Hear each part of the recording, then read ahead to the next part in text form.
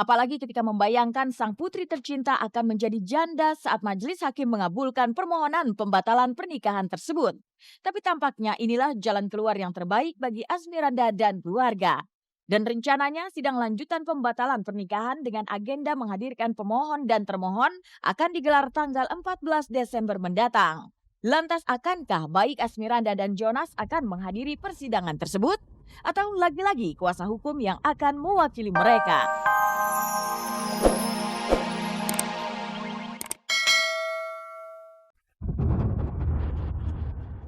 Sidang perdana pembatalan pernikahan Asmiranda Jonas Rifano menyingkap fakta di balik permohonan yang diajukan Asmiranda.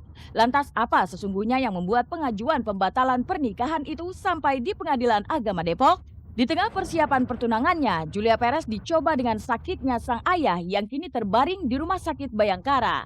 Akankah segala rencana itu tetap dijalankan Jupe dengan kondisi sang ayah yang tengah terbaring sakit? Bagaimana pula suasana haru saat Vicky Prasetyo merayakan ulang tahun putrinya dari balik lapas Bula Kapal? Dan bagaimana Bisma serta Pasha Ungu melewatkan momentum pergantian usia mereka? Nah pemirsa, saksikan keseluruhan kabar tersebut yang sayang untuk Anda lewatkan hanya di Seleb On Cam.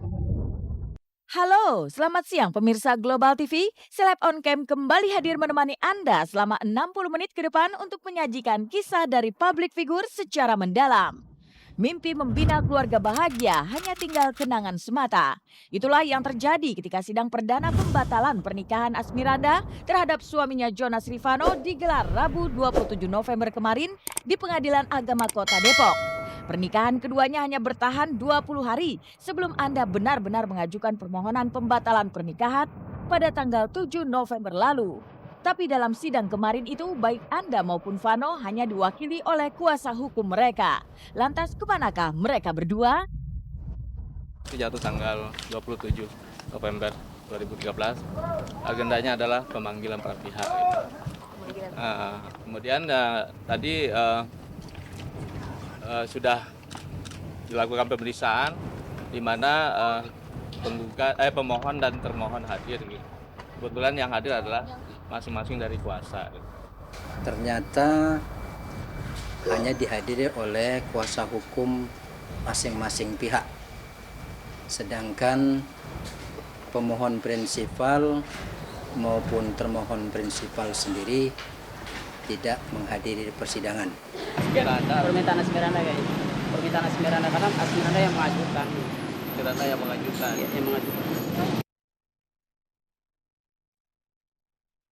Meski tak dihadiri langsung oleh Asmiranda dan Jonas, tapi toh pada kenyataannya sidang tersebut tetap dilangsungkan. Bahkan dalam sidang kemarin itu tak ada prosesi mediasi. Walau hakim tetap memberikan nasihat, tapi bukan berarti hal itu dapat membuat rumah tangga pasangan ini bisa dipertahankan. Pasalnya ada salah sangka dari pihak Asmiranda tentang keyakinan Jonas, hingga akhirnya terjadi pengajuan pembatalan pernikahan yang kini telah masuk proses persidangan. Lalu benarkah jika Jonas telah mendustakan agama agar bisa bersanding dengan pujaan hatinya? Permohonan ini tetap dilanjutkan dan kemudian pemeriksaannya adalah pembacaan permohonan. Dan langsung pada saat itu dilangsungkan diajukan tanggapan oleh kuasa dari termohon dan mengenai apa yang menjadi alasan permohonan, mohon maaf karena itu sudah menyangkut isi dan muatan di dalam persidangan. Dan saya lihat acaranya sudah masuk pemeriksaan pokok perkara. Ternyata menurut informasi yang saya dengar ini dari panitera sidang bahwa memang salah satu alasan dari pihak pemohon mengajukan permohonan pembatalan perkawinan ini menjelaskan bahwa ada salah sangka terhadap diri suaminya ya. Nah, alasan-alasan itu harus dicantumkan dalam surat permohonannya. Begitu juga halnya dengan pembatalan perkawinan ini. Alasan-alasan itu harus dicantumkan di dalam surat permohonannya. Dan itu yang saya dengar dalam surat permohonannya memang mencantumkan alasan-alasan ya seperti dalam pasal 27 ayat 2 tadi. Syaratnya memang begitu. Seperti yang diketahui sebelumnya, Jonas telah menjadi seorang mu'alaf sebelum ia menikah dengan Asmiranda. Tapi setelah menikah, Jonas justru mengungkap hal yang berbeda bahwa ia tidak pernah menjadi mu'alaf. Ini juga lah yang akhirnya memicu amarah dari sejumlah pihak, termasuk keluarga Asmiranda sendiri. Akibat pernyataan Vano itu pula, ayah Asmiranda Farmiji Zantman merasa ditipu mentah-mentah. Lantas benarkah jika kekecewaan itu semakin bertumpuk ketika Jonas pernah berjanji pada ayah Asmiranda? Lalu janji seperti apa yang ia berikan? Segala pertanyaan itu hanya terjawab dari pihak Asmiranda. Sementara keluarga Jonas lebih memilih aksi bungkam daripada menjelaskan apa yang sebenarnya terjadi. Oh marah, marah. Keluarga itu marah. Ya, dan Yonas udah janji sama saya di mau pindah. Aku bilang harus pikir-pikir dulu. Akhir aku omong juga ya. Masalah itu ini berat buat kita. Harapan mungkin Om, apakah ada kembali keluarga? Itu Yohanes itu janji sama saya, aku tidak setuju. Yohanes tahu dia harus mau nikah sama Asmiranda, dia harus orang Islam. Semula pemohon ini meyakini bahwa suaminya itu betul-betul sudah Islam. Tapi ternyata di belakang hari dia mengaku tidak lagi beragama Islam.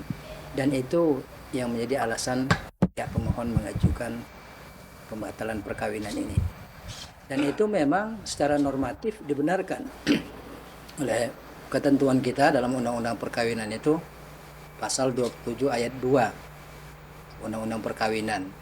Jika terjadi salah sangka terhadap suami istri, maka itu bisa dijadikan sebagai salah satu alasan untuk mengajukan permohonan pembatalan perkawinan.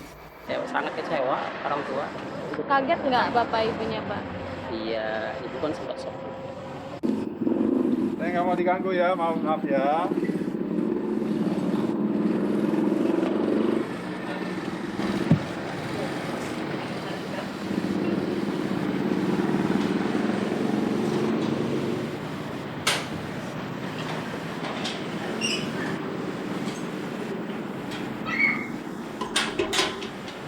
Om Jonas gimana sekarang Om ya?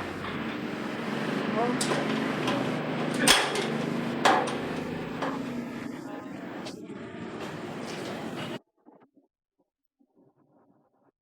Tidak hanya proses pembatalan pernikahan yang menyedot energi keluarga Asmiranda. Lebih dari itu, laporan yang dilayangkan oleh organisasi keagamaan terhadap Jonas terkait penistaan agama juga menyeret keluarga Asmiranda sendiri. Dan Jumat besok tanggal 29 November, ayah Asmiranda akan dipanggil sebagai saksi oleh pihak penyidik Polresta Bogor.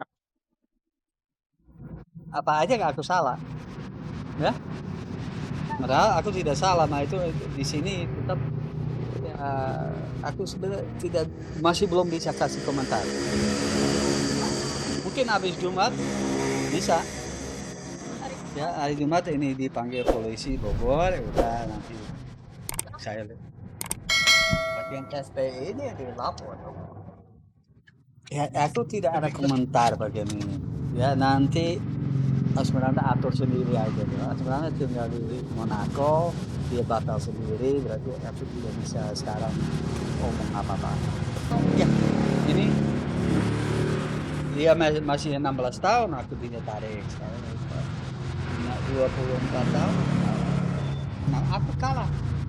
Dia ambil anak saya. Aku tidak bisa apa-apa. Dan dari itu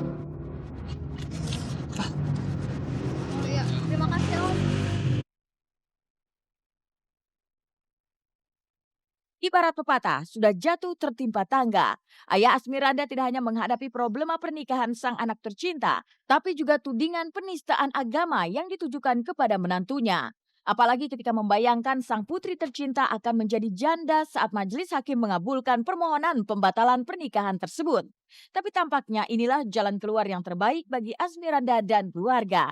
Dan rencananya sidang lanjutan pembatalan pernikahan dengan agenda menghadirkan pemohon dan termohon akan digelar tanggal 14 Desember mendatang. Lantas akankah baik Asmiranda dan Jonas akan menghadiri persidangan tersebut? Atau lagi-lagi kuasa hukum yang akan mewakili mereka?